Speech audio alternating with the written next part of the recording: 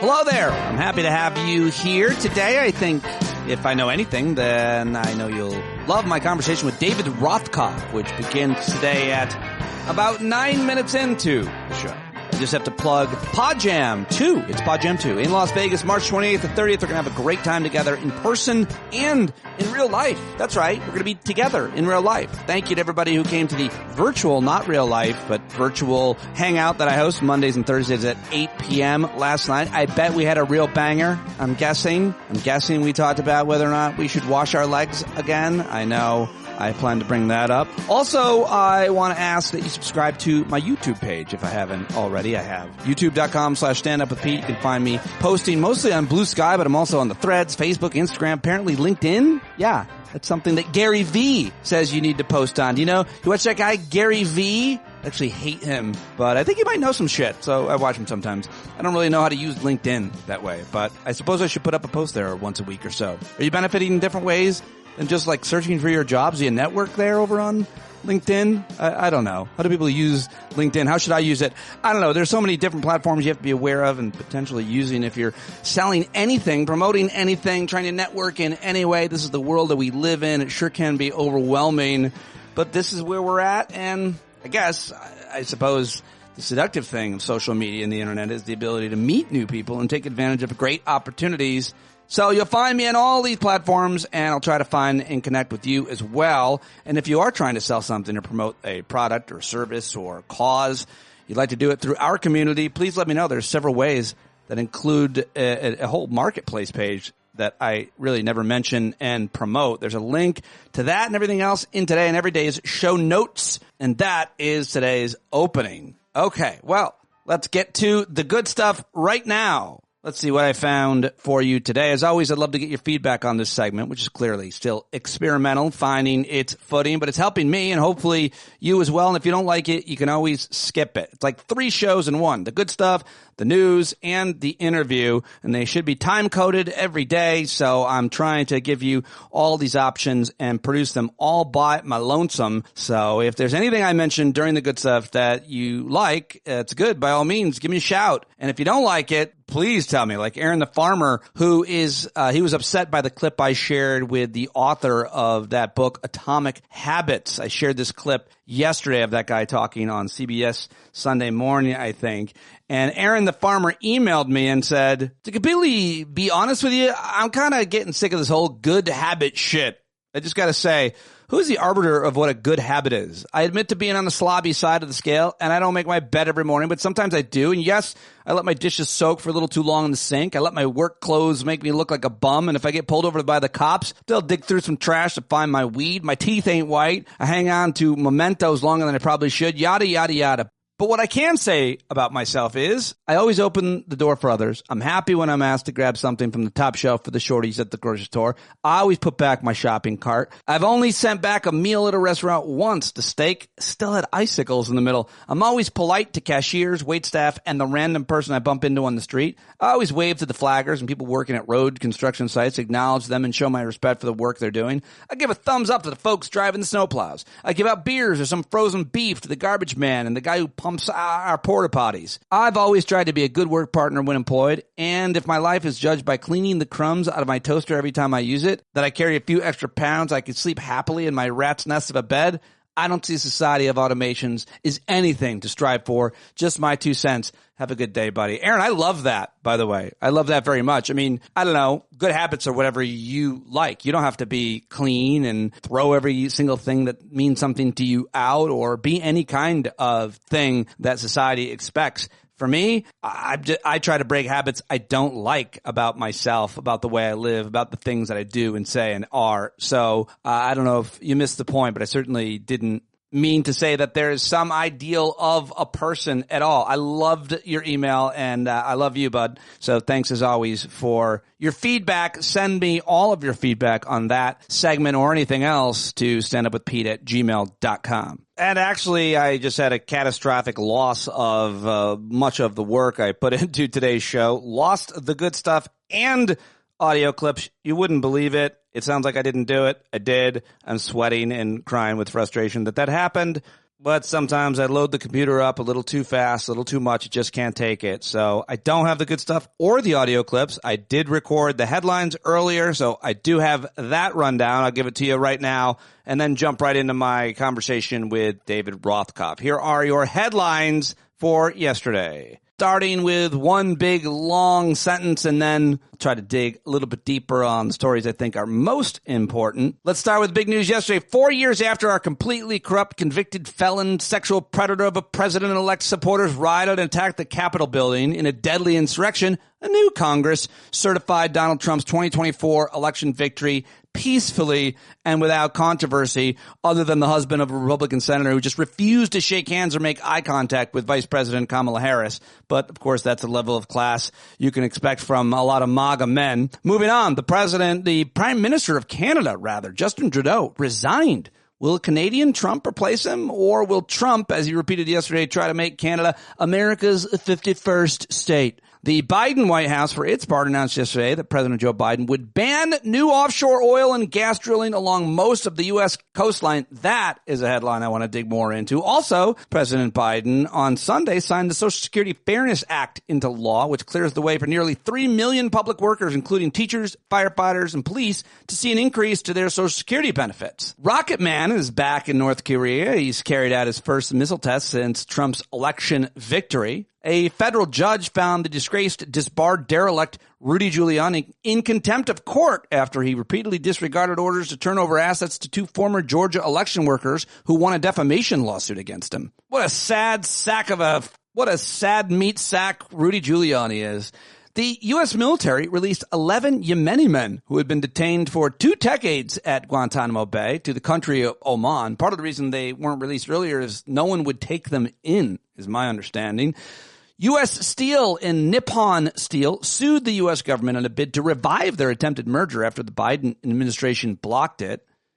Pope Francis named a nun to a lead Vatican office, a first for a woman. He must have watched Conclave, been influenced. Hamas said it had approved an Israeli list of 34 hostages to be released in the first stage of a ceasefire agreement. A study found benefits for some long COVID patients from an extended course of the drug Paxlovid. A Louisiana man who had been hospitalized with severe bird flu has died. It's the first such fatality in the United States.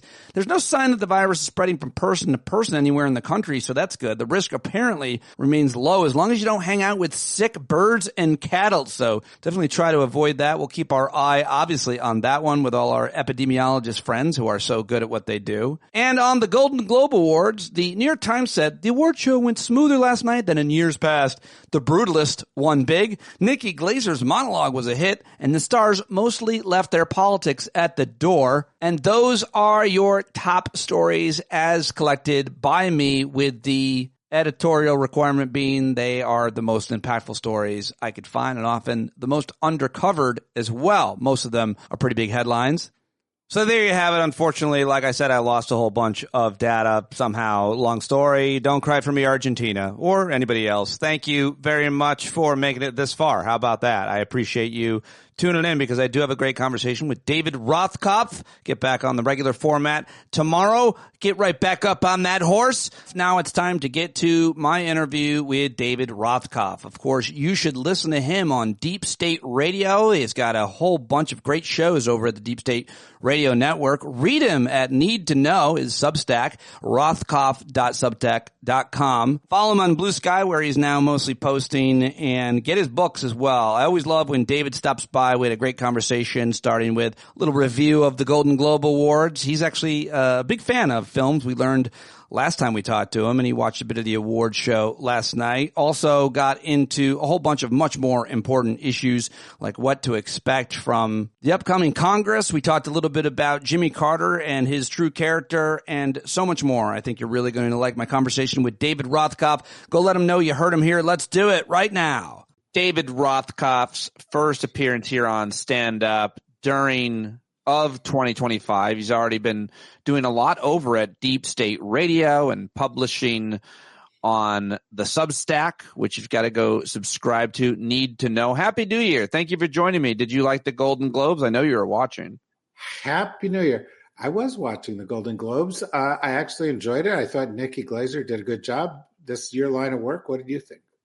I thought she was absolutely perfect. The delivery, the jokes were great, and the delivery was great.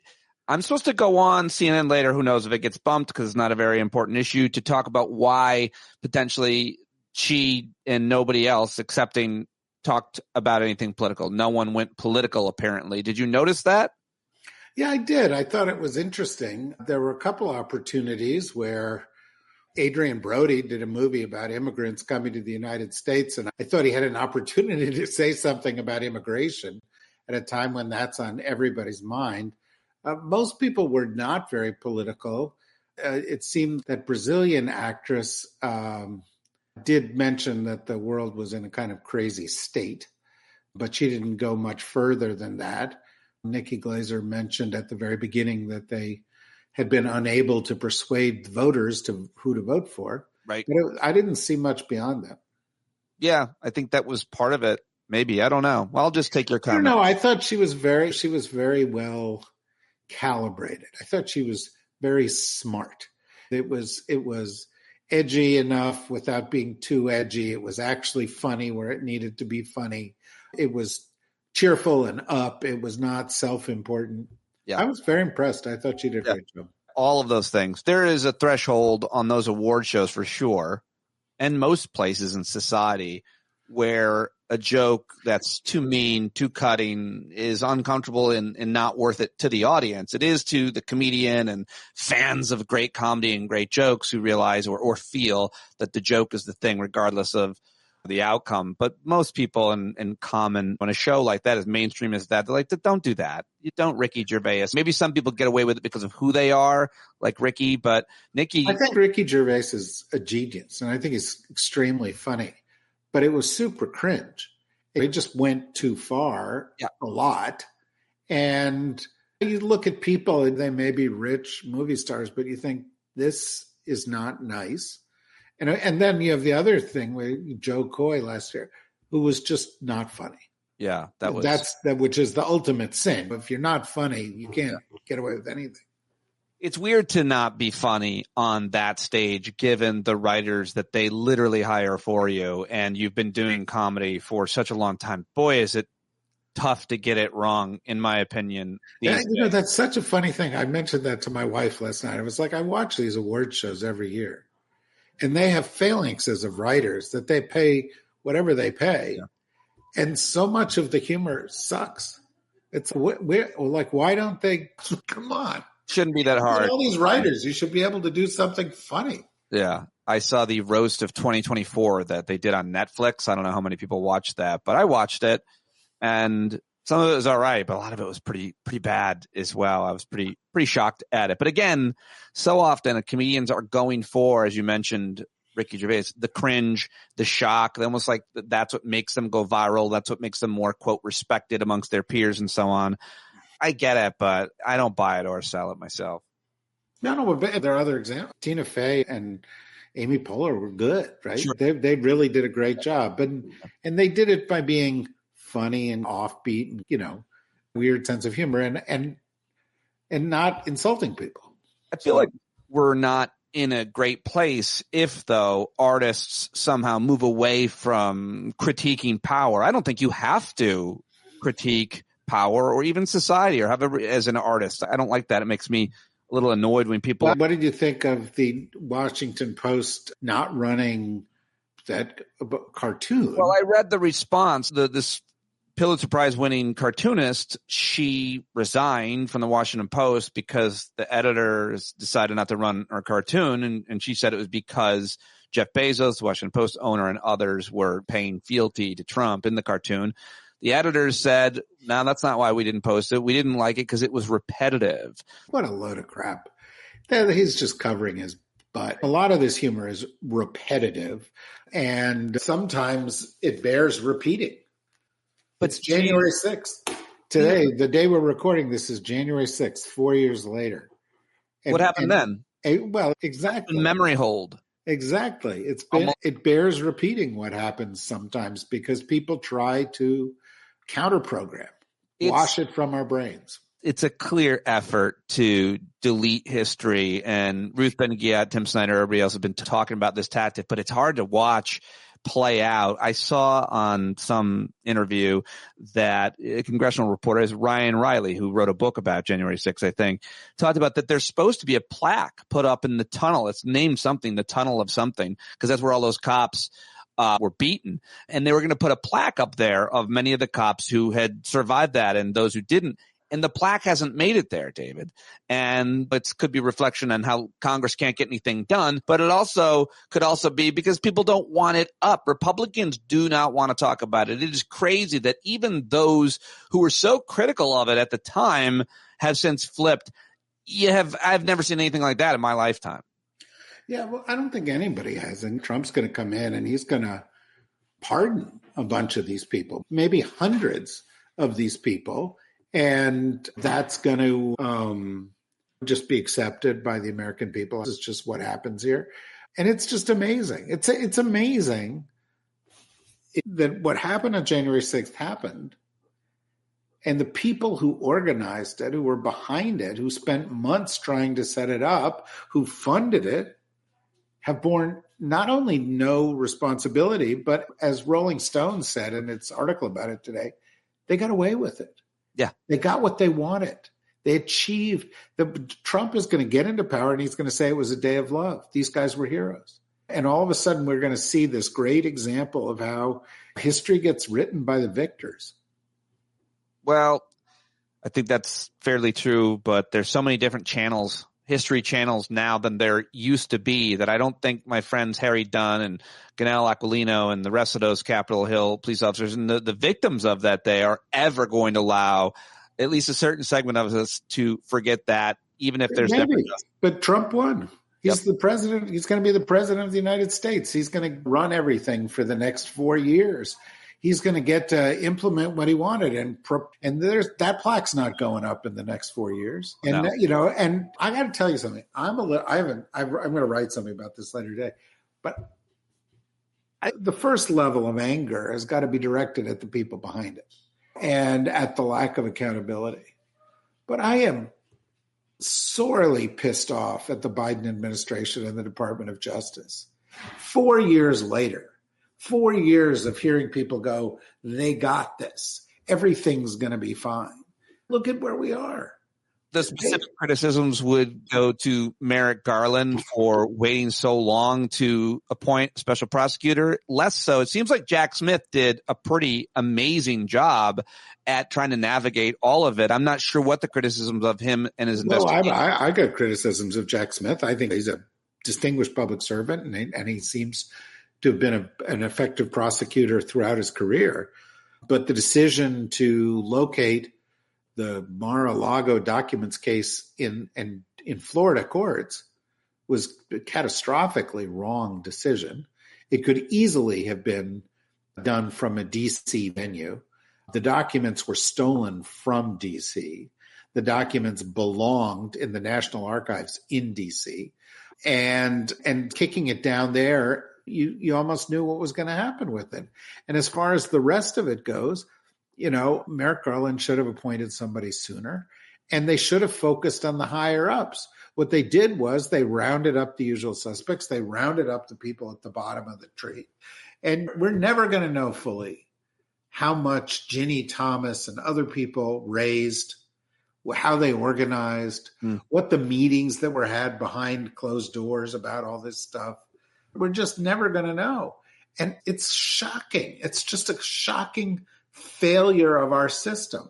And there was a big debate in the Biden camp at the beginning of the Biden administration whether they should have picked Merrick Garland or somebody else. And it seems I saw some reporting that even President Biden seems to have some regrets about. Well, he does now. Yeah. But they went for Merrick Garland. And he was a very distinguished man, and I know many people who know him very well and can admire him in many respects. You can be too much of an institutionalist. Right. And what's gotten us to a very dark place in our history.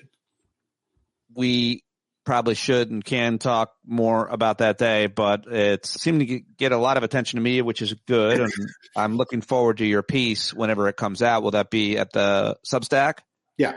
So I got to ask you just your take and how closely you've been following The MAGA Civil War.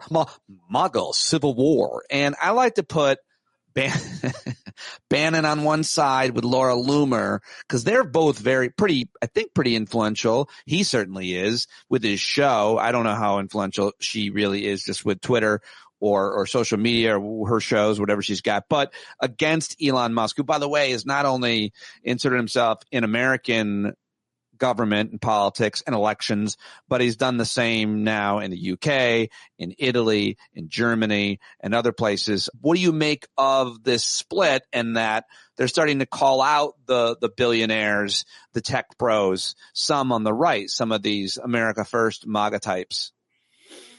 Get ready for more of this. These are the divisions that are deep within the Republican Party, which is why many of the proposals of Trump and people close to Trump are not going to make it through the Congress with such thin majorities, because there will be people on one side or the other who will hold out, and then they will not have enough people to get votes through on these things. And both sides are pretty odious, and you want to wish them, both ill. But the reality is Trump is going to throw the MAGA ones under the bus because they don't serve his purposes any longer. The ones who serve his purposes going forward are the billionaires. They're the ones he can do business with. Yeah. They're the ones he can make money with. And that's why we've already seen it today in the paper. There's stories about Trump is going to implement tariffs, but they're not going to be on everything. They're just going to be on a few critical strategic things. And then Trump said, now he has responded to that, and he said, no, they're going to be on everything. But it's very clear that if you read the story, that the story was leaked by Trump appointees who are closer to Wall Street, who do not want to see tariffs against everything because they know they will be super inflationary and bad for markets, and markets will react badly. And then, of course, you've got people on the Trump extremist side, the Bannon side, who are like, no, we said we're going to be maximalist. We're going to do everything. Same with immigration. And, when push comes to shove, Trump is going to say, what works now? What works for me? What looks best for me? What can I monetize going forward best? And with no more elections in Trump's future, voting is a way to monetize what he's got. Money is. It would seem that short of starting a war, that passing legislation would be the thing that would be the most impactful on the most Americans. You could argue that mass deportation would affect us all in different ways and other things as well. But getting legislation passed like he wants, whether it be, I don't quite understand it, but I'm hearing one giant beautiful bill, or as the Senate would prefer, two bills. They want to use reconciliation, and I won't go deep into it. My understanding is the only way that you can pass major legislation using that is it has to directly affect the budget. And what can they get through using reconciliation? They've got the House, they've got the Senate, and obviously they've got the White House. So they did before when he was president. They passed a big tax cut. Do you think they get something big through? I know you looked at this with the legend Norm Ornstein on Deep State Radio earlier. It was a fascinating conversation. What do you think? I think they'll get something through. I think they'll get a tax cut through because that's what the Republicans want. The Republican Party is about tax cuts for the rich. That's, the main reason that they keep getting funded by their donors is that they pay off the donors, right? And so how do you pay off the donors? You do tax cuts, you do regulation cuts, you get rid of regulatory burdens, you enable companies to make bigger profits and so forth. And I think, they're going to get that. Now, there are other things that they want to put in there, big immigration things and so forth. And I think many of the sort of bigger proposals on those things are going to alienate certain parts of the Republican base. There's certain districts that will be negatively affected by some of these proposals. And so I don't think they'll get much done that way. That was what happened the last time with Trump. They got a tax cut through. They didn't get much else through.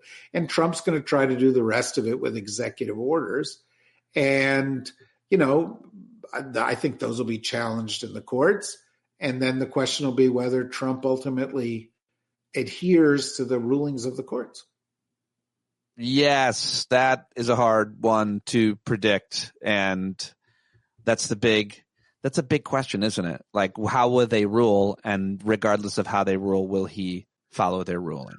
Yeah, this guy is going to test the limits of presidential immunity. We already know it, right? This week, there's supposed to be a ruling in New York City. Oh, right. On his criminal case, right? And he's supposed to get sentenced. And he's saying, oh, you can't sentence me because I'm going to file an appeal. And then, I have pre-presidential immunity, pre-immunity, which is, a ludicrous idea. But he's going to push it all to the limit. And I think he thinks the Supreme Court will back him up. And I guess where I come out is, I think in 2026, the Democrats are going to win back the House. And I think at that point, it's over for Trump. He's a lame duck. There's 2 more years to go. The Democrats will not approve anything. They will start investigating everything that he does.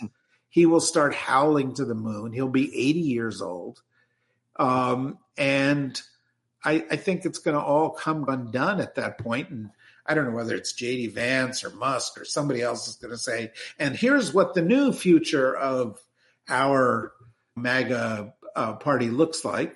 Come up with a new name for it, the Keck Party or whatever Musk comes up with, because those guys will be around and Trump won't be. What do you think there's any merit to an argument that the Democrats did too much to prosecute Trump, whether it be Alvin Bragg, that it affected the outcome of the election? Not in terms of justice, what was right and wrong. He's clearly a criminal and has been. I watched that Apprentice movie, which was so good. He's been a criminal forever, going back to his early days in real estate. So I don't think that on their merits they were wrong, but politically, people say constantly that was the reaction. Part of the reason he won is because Democrats made it look like they went after him politically or something. That's dumb, right? It's completely dumb. Yeah. Okay. First of all, they needed to do more. They should have made Trump a bigger issue than they made him an issue. And look at the way the election turned out. It wasn't like a complete rejection of the Democrats and everything they did. If 130,000 votes in Wisconsin and Michigan and Pennsylvania had gone the other way, Kamala Harris would have been the president. If the same number of people showed up to vote for her as showed up to vote for Joe Biden, she would be the president of the United States right now. Now, think about that. Do you think those people didn't show up because they were angry that Alvin Bragg didn't prosecute? I don't know. It's fucking ridiculous. They were apathetic, or they were complacent, or they were wrong, or the Democrats didn't give them enough reason to show up or enough sense of urgency that getting Trump elected would be a horrible thing. And I think one of the interesting little nuggets in all of this, just as we're talking about it, that I think about, because people have talked a lot about why things happened the way they did, is all but 1 million of us, which is a kind of shocking point to make, survived Trump, right? Now, admittedly, 1 million people didn't survive Trump, which strangely has never been an issue in American politics, which I can't even get my brain around the fact that 1 million people died of COVID. Yeah, which was mismanaged by the administration, and it has never been an issue in politics, to the point that he's nominated an anti-vaxxer to head HHS. That's a great point. But having said that, all the rest of us lived through it, and so people going around going, "Oh, Trump's going to end the world," for a bunch of people, that didn't resonate. Because he didn't end the world the last time. And so the case was not made that this time will be different, effectively. Or the case was not made that more damage was done the last time than you recognize. Well, I think it's because who cares about those 1 million people? Well, you have a big heart. I'm serious in that I didn't know them, so I don't care about them. And I think that's a lot of American reaction for a lot of different reasons we could talk about, but we're very much, we just don't care very much about each other if we ever did. I'll try to put it in a different way, okay? They should have, by the way, a lot of them were overweight and should have taken better care of themselves, so it's their fault that they died. Okay. How many Americans died in Libya that they tried to pin on Hillary Clinton? I think it was like 3 or 4 independent contractors. They weren't even in the military, but they were. Four, right? Yeah, 4, yeah. And people were like, oh, you can't elect her. 4 Americans died on her watch. It wasn't even on her watch, by the way. It was Obama. Those 4 were defending freedom. I understand, but you know what I'm saying. Or the Republicans were saying, well, 12 or whatever it was, 12 Americans died in the evacuation of Afghanistan. At Abbey Gate in Afghanistan of one suicide bomb, one incident, one bomb. A million Americans died because of COVID, and of that, scientists say 400,000 of them died because of bad policies. Administration policies. I want to make the point. I care more about veterans dying when the guy I don't like is in charge. If the guy I do is in charge, I don't care as much about people dying. Okay. What I'm trying to say is that the Republicans, they made movies about the guys dying in Libya. Movies. Okay? They built up a whole narrative around this stuff. To this day, Hillary Clinton gets questions about that. But the Democrats didn't do that. We didn't do that. This is more. It's just absolutely astonishing. The more people died of COVID that didn't have to die than died in all the wars since World War II. Yes, it's a really important point, and I'm trying to make the points that I hear from a lot of conservative Americans about whether the differences and how they weight things. But it is, I'm glad you're belaboring it, because I see this post that you shared of Lydia Polgreen's on Blue Sky, where you've been great. She writes, it's truly wild that an estimated more than 20 million people died of COVID, and the prevailing vibe is that the world overreacted. It's an astonishing toll. More people died in COVID in the U.S. than in the Civil War. Yeah, that the perception, however, about COVID, Democrats got blamed because government closed schools, et cetera, made businesses close, et cetera. And even though Trump was in charge during some of that time, it was still blue states that did it, and they overreacted. So I think that COVID changed a lot of people's politics, moved more people to the right than anything before. And I think that's right. And I think there's something to learn about that, because people came away and they said, the thing that pissed me off about COVID was that my kids couldn't go to school, and therefore I didn't get essentially the free child care that I need so that I can live my life. So I'm pissed off at the restrictions and not at the things that made the disease worse. And there's reason to bring this up, and it's a really important issue right now.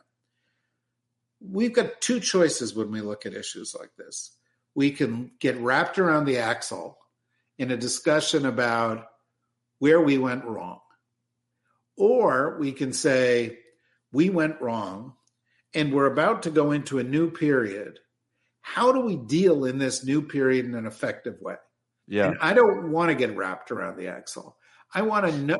And so looking for, like, the people who are like going, I saw a thing today on Blue Sky, Lawrence Tribe, Harvard legal scholar, responding to some people who said, Trump should not be the president because he led an insurrection and it's against the Constitution. And Tribe wrote, yeah, that's right, but it's not going to happen. So enough. This doesn't help us. And a lot of these things don't help us. And I think we've got to look forward and we've got to say, not what do we fear is going to happen? Not why are we angry about this? Not what happened 4 years ago, but what's going to happen that is of consequence, and how do we deal with that in a constructive way? And I'll give you an example just to pick up what you were talking about. In the fight between MAGA and the billionaires, happens the billionaires are right on the H-1B issue.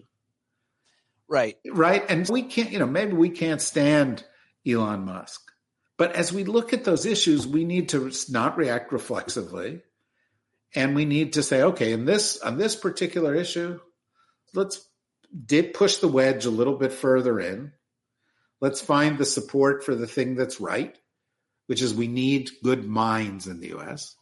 And then at the same time, let's point out that if you're afraid of giving visas to foreigners because they're taking American jobs, the right response is not border guards, it's better education for American students. And make that case too. Yes. And I've heard that case made already, and that's an important one that's not being made very much or extensively or very loudly, but I think that's a great point. Do you think there's anything at this point else worth mentioning about the election outcome? Because I have this thing in my head, I forget who said it, but it was somebody who said, we absolutely must make sure, I think it was Heather Cox Richardson, that we get the diagnosis correctly to Jon Stewart. Yeah, that's right. We have to get it correct. We have to understand what happened and why it happened and not, in this case, misdiagnose it. Because we're talking about these big problems that sometimes, obviously, strategy doesn't work. You get things wrong, whether it's the financial crisis or COVID or an election, a campaign. Is there anything else that we've learned? And I'm sure there's some new data that you think we should mention to diagnose the loss, Kamala Harris losing to Donald Trump. I would say two things. One, yes, it's very dangerous to get the diagnosis wrong, right? If you say, well, it's because we were too close to the progressives, or we can't have a woman as a candidate, or it was poor Joe Biden. We were really unfair to Joe Biden. All that stuff's wrong. And if we shouldn't have coronated her, there should have been you want to know something? Joe Biden should have not run a year and a half ago, and there should have been open primaries, and they should have come to a candidate. I think they would have come to Kamala Harris, and she would have had more time to run, and she probably would have won, and more people would have turned out. And if they'd had a better campaign that was focused more on turnout and less on TV advertising and a bunch of the other things that it was focused on, they would have done a better job. And I think it's important to understand that. But I also think it's important to keep in mind the lesson of the great political scholar Pete Sampras, who talked about how great tennis players have no short-term memory. If you're playing a match and you screw up a shot, or you lose a game, or you lose a set, you've got to focus on the next set as if it's brand new, right? You've got to keep your focus ahead and not look back too much. And I worry, you're right, we should get the diagnosis right, but I worry that so many Democrats are like, oh my God, I'm so pissed off about 2020 or 2016 or this thing that happened in 2024. And it's or in the campaign of 2024. But we are now in 2025. And Donald Trump is going to be the president. And we know how the Congress is going to be made up. And it's time to focus on that and on 2026 and on 2028. I think that's a pretty fair conclusion. And I also think that in politics and in life, I always notice this with comedians or with debaters, not that I'm great at it, but I try to be conscious of it, is that you change your argument, or you change, in this case, your political strategy for an upcoming campaign based on circumstances. And as you said earlier, hopefully there'll be a midterm election and Democrats could win. But if they decide what the strategy is going to be today, as opposed to be nimble and react to some of the things that are about to happen that we may or may not know are going to happen, or when they happen, they're unpredicted, and so is the reaction to them, and then capitalize on those either crises, controversies, scandals, or pieces of legislation and their impacts. Planning out the strategy ahead of time is probably a mistake. Often it is when you're questioning somebody for a confirmation hearing, much less making a strategy, adapting to the circumstances as they unfold in real time. Because even if you don't like that strategy, that's the world we live in, unfortunately. We forget about what happened yesterday or an hour ago because of social media, because of our phones, because of our dumb brains trying to adapt to all of it. What do you think? I think that's right. And I also think I was talking to my wife this weekend. We were walking through the woods. I was too. Yeah, to my wife? Yeah. Oh, that's interesting. Well, I know you have a mutual admiration society with my wife. But we were walking through the woods and we were talking about people getting caught up in a lot of stuff that wasn't really that important. For example? Pardon me? What's an example of people in general or like political, like people in general getting caught up in, I don't know, personalities or issues. And I'm not going to get into the issues, but there are a lot of issues we talk about as political issues that are just not that really important. They're not things going to affect everybody's life. They're not urgent and so forth. And she made the point and that people have too much free time. And as we talked about it, as we were walking a little bit in the woods, because we were in the woods, they said the problem is there aren't as many bears as there used to be. Because it used to be when you went to grandma's house and you cut through the woods, there was a decent chance that you would get eaten by a bear. So when you were going through the woods, you would be like really focused on not getting eaten by the bear because there were some real threats out there. And now you call up DoorDash and they bring your food to you and you do whatever. And you don't, all of our lives are a little comfortable and a little isolated from everything. And COVID compounded this. And it all seems, everything seems remote from us and not that urgent. And we've just lost any sense of what's really important. Mm-hmm. And for example, a lot of the most important things are going to happen in the next year. And this is to be really shocking for people who live where I live. It's not going to happen in Washington because Washington's not that functional. It's going to happen in Silicon Valley.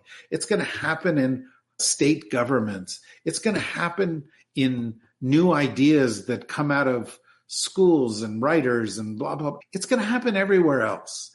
And we don't focus on the things that are really going to change. The world's going to be changed more by the explosion of artificial intelligence in the next 4 years than it is going to be changed by Donald Trump. Yeah. By far. And most people, they're not paying much attention to that. It's hard to figure out and hard to understand. And politics has become ESPN or exclamation point, and it's entertainment. And these are just things that we use to pass the days. And, oh, here I'm doing TikTok. And, oh, this lion is being reunited with its owner. And that's really cool. And I love to watch that. And then those are good, though. I like that. No, those are the best things in the world. Yeah. That's like the best of anything. Sure. That's when I say things that are important, that's important. Yeah. But I'm stuck in there. There's a little bit of news. But Donald, you look at it and you're like, well, what's the entertainment value of this news item? Not what's the consequence of this news item. Mm. And how does that weigh against all the other consequences of what's important in our lives? And it just, you talked about it because in the wake of the election, I think you went through a little bit of a emotional, introspective moment. But I talked to you and you were like, well, we have to work on helping to make people's lives better. And I got to tell you, that's exactly right. Politics doesn't do that mostly.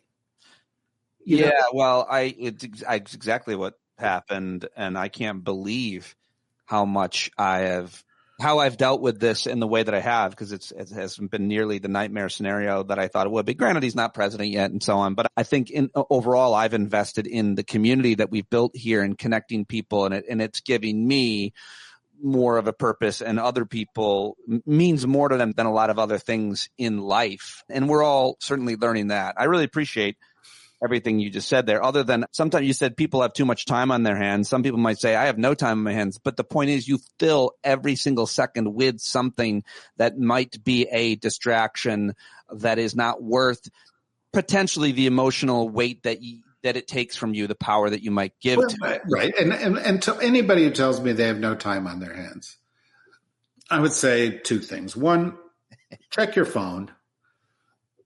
It'll tell you how much you're averaging each day on your phone. No, thank you. And if you're spending 3 hours a day on your phone, you've got time to do something else. Well, to be fair, I use my phone for everything. Yeah. It wakes me up. It's company. It keeps you company. It's Literally, your friend. Oh, it certainly you keeps me dating company. your phone. I'm messaging with so many people, and that keeps me company. And also it keeps me warm at night. It's very hot, my phone. I put it like some people have a water bottle. It does everything for me. No, that could, and the tumors that they say they're not related. Proven RFK. No, that's not. But the point is that a lot of that stuff that we just think is so urgent isn't. And a lot of this, Donald Trump tweeted this horrible thing. And it's okay. He's an asshole. Yeah. He tweets a lot of horrible shit.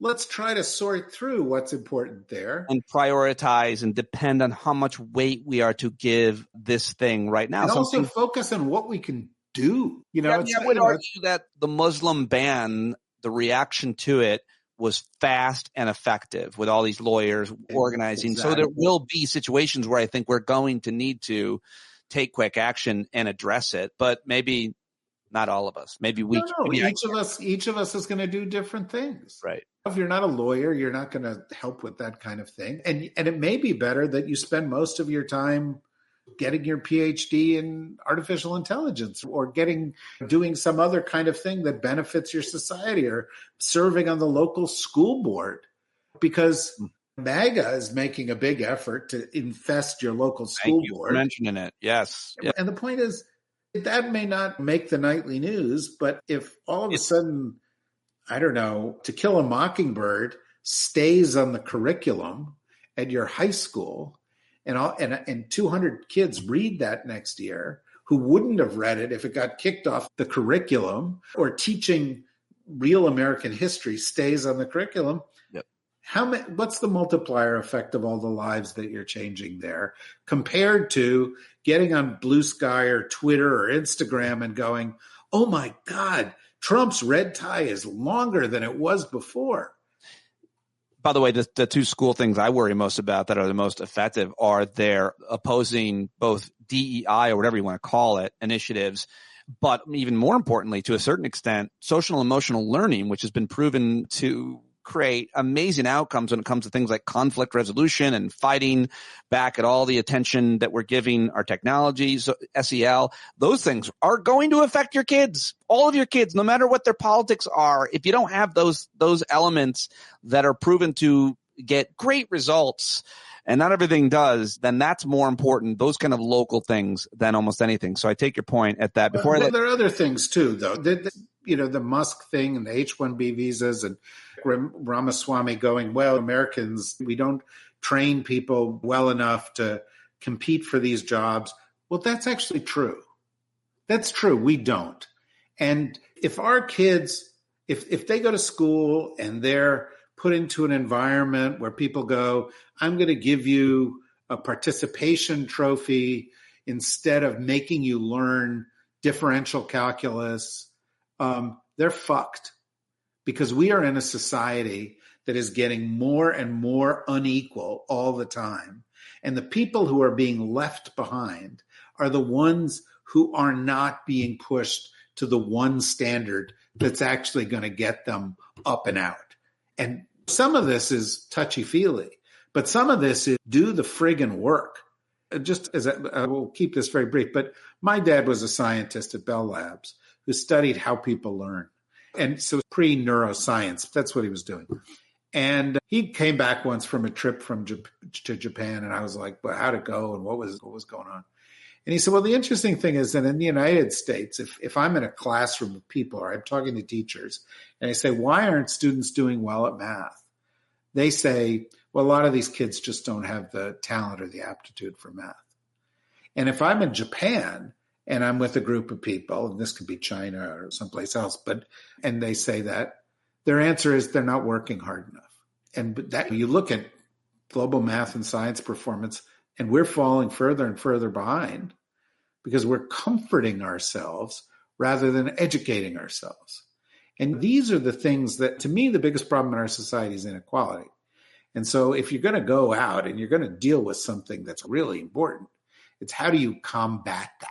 Yes. And there's hundreds of ways to do it. There's not just one. There's big ideological ways, and there's also practical ways within your local high school. But we got to focus on that, because if we don't, we're really fucked. Well, one important step would be acknowledging that it is a problem. We have a frighteningly large percentage of Americans that don't think that income inequality or wealth inequality or whatever you want to describe it as is an actual problem. And it's weird. It's such a weird thing. Well, they also go out. They spin it. They'll go out. I saw an article the other day. Oh, well, income inequality isn't as bad as it was.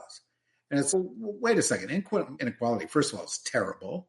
And, the average Roman general made 60 times what an average Roman foot soldier made, but an average U.S. CEO makes 700 or 800 times what the average person does. So there's an income inequality issue. But wealth inequality is really where the kicker is. Elon Musk has made like $170 billion since the election. He's about to pass $500 billion in wealth. And people are going, gee, it's interesting that he's now meddling in British politics. And the point is, because he can. Yeah. Because if you've got the money, you get to pull the strings. And that's the way the world works. This is the biggest issue there is. Well, along the lines of that being an issue, remember we talked about healthcare for 17 minutes a couple weeks ago? My friend just got back from Italy and he was just like exasperated. He was on the show yesterday, Eric Segall. He's talking about, I just think everybody's happier in Europe. And I'm very settled on my opinion that the reason why people are, quote, happier in the rest of the civilized, industrialized world, at least OECD countries, is that they have healthcare, that they have health insurance. So you can talk about how much money you have or how much money you're making or your work or your purpose in life and all of those things, which are super important. But to me, I'd be okay with making less or having less if I knew that if I or my child had an accident or an illness, I wouldn't go bankrupt or I'd be able to. Absolutely. The leading cause of bankruptcy in the United States is healthcare costs. Yeah. And there was this thing, there was a move. Taking certain physical risks seriously during certain things. I'd love to join like a men's soccer league. I'd do it. My friend who did it just tore his calf from his tibia in an injury. But guess what? He worked for the state.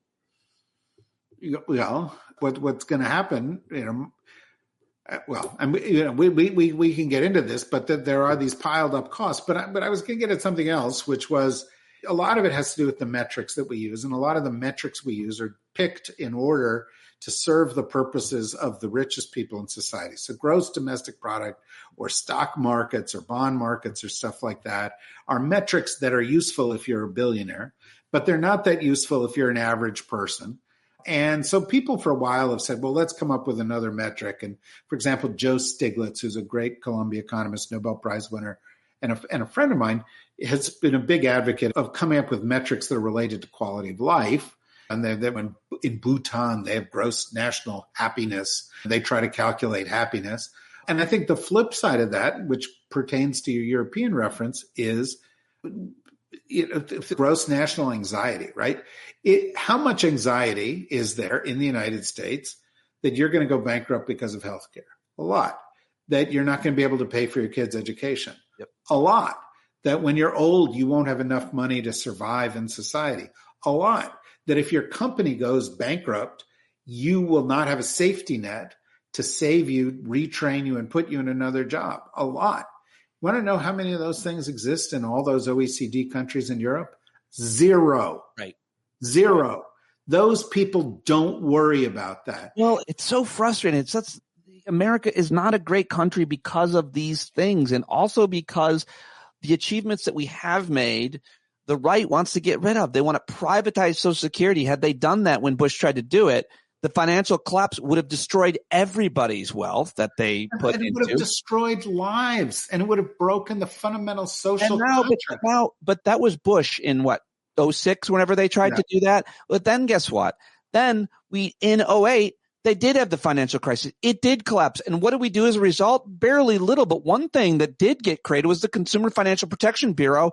It was such a short time ago. We're still living with the consequences. And they're going to shut it. And now they want to shut that down. So my point is, like, even when we do work around the edges to fix things, to create regulations, policies, and laws that will prevent something terrible like this from happening again or happening in the future, whether it be COVID, Social Security, Medicare, then they want to destroy it because all they want to do is privatize every single thing government does so they can get their hands on every dollar. And they are allowed to advance that narrative, and the media goes along with the narrative, and they buy into this notion that somehow America is a more enterprising country and it's the free market spirit that has, done all this stuff. Well, what it's done is, of course, is allowed them to get rid of safety nets, which are costs to companies, get rid of the parts of the system that are a drag on their own personal wealth, and exacerbate this inequality. And the biggest, you said, were the group of sort of smart Democrats, like for the past year or on your show, and you say, well, what are you worried about with Trump? They go, well, he could end democracy. Well, I got a bad news for you. Okay. Democracy ended. Okay. If there are billionaires and they are allowed to fund campaigns, and nobody else has their resources to do the same, then they get to pick the politicians and the judges, and they get to run our society, and we're living in less than a democracy. And as we've talked about before, Louis Brandeis said, you can either have a bunch of rich people or you can have a democracy, you can't have both. And the other thing, though, is when you start saying things like, well, let's have healthcare, let's have education, let's do that, the Republicans in this country, they say, well, that's socialism. And socialism is the third rail. You can't embrace it. But you want to know something? It works. And they have better healthcare outcomes in all these countries than we do. And and we're being sold a bill of goods, as we have been for half a century, by the moneyed class in this country. And I know I sound like a socialist, but this is just the facts. And the result is that the bottom fifth of our society is falling further and further behind. The middle class is falling further and further behind. There are a handful of people who have the same wealth as the bottom 2/3 of American people. It's broken. And this is what we've got to fix. And fulminating about how Stephen Miller paints his head because he's going bald, you forgive the expression, or the kind of things that we do, like Melania, she's very unpleasant. Who the fuck cares? There are serious goddamn issues here, and Melania's attitudes about Christmas aren't among them. I think we fall into, I've tried not that I get into a lot of debates or arguments. I'd like to more, fall into the labels when someone's called something socialism. It's just, well, what do you think we should do to make healthcare more accessible, affordable, and better quality? And of course, it's socialism for anybody under 65, but 65 and older, it's American as apple pie. I mean, Medicare is okay for older people, but not for the rest of us.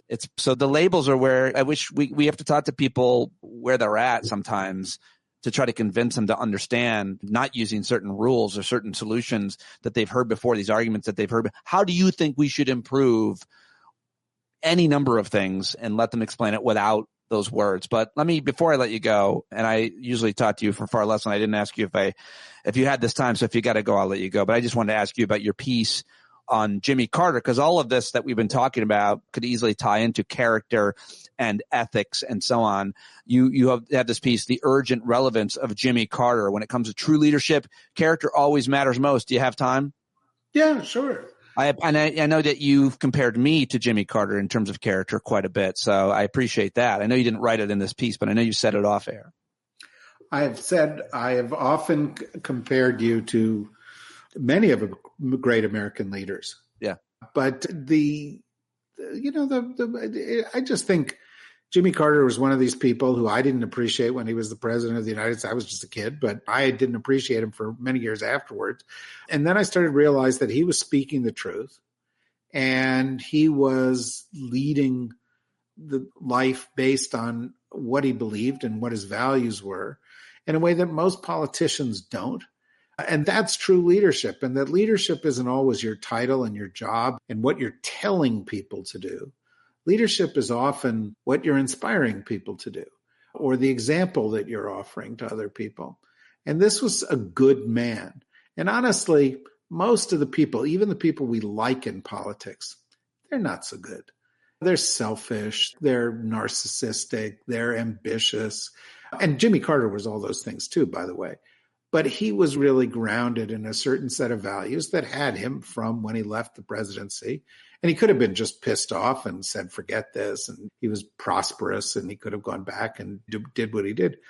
But he said, no, I'm going to go and I'm going to work with Habitat for Humanity. I'm going to build houses for people. And I'm going to work with the Carter Center to help eradicate the guinea worm and other kinds of diseases in the world. And he won the Nobel Prize for that. And he said, and I'm going to speak truth to power. And if everybody in Washington's afraid to say that if you create a two-class system with two sets of laws for Palestinians who live in the Palestinian territories, which are controlled by Israel, and everybody who is an Israeli lives within those borders, that's apartheid. Yeah. And people are, and my first reaction was, oh my God, you can't call that apartheid. But he was right. And when we have people like that who are, lived lives for 50 years that can inspire us, we ought to take a page out of that. And it's something Donald Trump will never understand. And, even now you've got Trump railing that the flags are going to be put at half-mast on his inauguration day because of this disrespect, because of this desire to respect Carter. And it's just what I call the urgent relevance is the contrast between a man guided by values and character and principle and a man who has none of those things. A man guided by values, character, and principle, which is heavily influenced by his particular religious belief, is an important part, because I don't think you need that. We talked about that again yesterday too, in terms of how you come to your morality, credibility, integrity, values. But when you do say you're a religious person and then you act the way that he does, I feel like that deserves a lot more credit, especially now, because so many people just use religion, and obviously Trump, probably worst of all, just pretending to be a man of God, really? Not to mention so many of the rest of them. Look, I believe people's spiritual values are very personal, and so long as they don't try to impose their values on me, they can have any value they want. Yeah, but don't preach that, not acting upon them. Right. I don't believe that people should infuse public sector life with religion. I believe Carter went too far in all of that stuff, because I believe in separation of church and state. And I think that's a very important principle. But having said that, because of his beliefs, he arrived at principles, and then he did the hard thing. Because everybody goes to church or synagogue or wherever they go, and they hear the principles. He then said, I'm going to live that way. Yeah. And it's January 6th, and all of your listeners made resolutions on January 1st that haven't made it this far, right? It's very hard to live by your values and aspirations in the way that he did. And I think that deserves admiration. I think we need to reflect a little bit on that. Yes. Because I suspect that Jimmy Carter, lying on his deathbed or in the years approaching his death, had a sense of ease about the life he lived. Yeah. That a lot of people with much bigger bank accounts do not have. Yeah, very well said. The idea of having your conscience be relatively clear at any point in your life, much less the end of your life, is a pretty wonderful idea. And I'm sure mine will be, because it is right now. Well, you've lived a pretty exemplary life. I think of my mom. When she was dying, and she was very healthy, and then in a course of 3 or 4 days, she just dear. Yeah, it was just one of those things. Just certain things added up. She was 90, and certain things added up. But I think of her in Overlook Hospital in Summit, New Jersey, in this little room that she was in, and her kids were gathered around her. We didn't know she was going to die the next day. We just thought she was sick and she would go home. But the nurse, she would fade in and out a little, and the nurse came in. And one thing I think I've told you is the nurse said, "Who's president?" And my mother opened her eyes and said, "I hate him." Meaning it was Trump. I don't think you told me that. Yeah, no, that was her last words. But at one point, a little before, Pardon me? No, it was, I don't know, 2019 or something like that. Oh, Anyway, yeah. but at one point, like they sent some rabbi or somebody to go see my mother, or somebody came in and said, "Would you like to see a rabbi?" And my mother said, "No, I'm an atheist. I don't believe in that." And she was 48 hours away from dying. And most people, when they're in that last phase, they're like, "I'll believe in anything. Let's get everybody in here. Let's cover the bases." And I so admired her ease. She had lived her life by values, and she got to this point, and she was perfectly comfortable saying, as she approached the end, "I'm an atheist, and that's how I've lived my life, and I'm okay."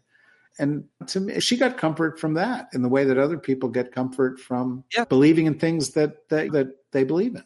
That's wonderful about her, and I appreciate you sharing that. And by the way, the idea of making it to 90 and then dying over a period of a few days versus any other point in your life and dying, over years and fighting some terrible disease. I don't know, that it seems like if you had a choice, which no one does, that would probably be the one you'd take. Yeah, exactly. Thank you very much.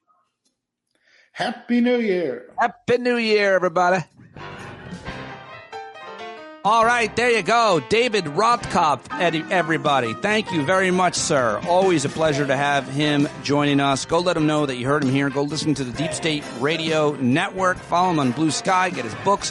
And mostly, subscribe to his Substack, which is really, really good. Be like my mom and me and subscribe to David Rothkopf Substack. That's all I've got for you on today's show. Thank you so much for listening, for supporting me with a subscription on Patreon. I am very grateful to you for that. Now is the time to sign up or upgrade if you can, and support John Carroll, who writes and performs all of our music. He's a Grammy Award-winning singer-songwriter. We absolutely love him. JohnCarroll.org.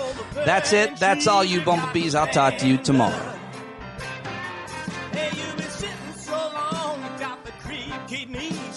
Stand up. I think you drive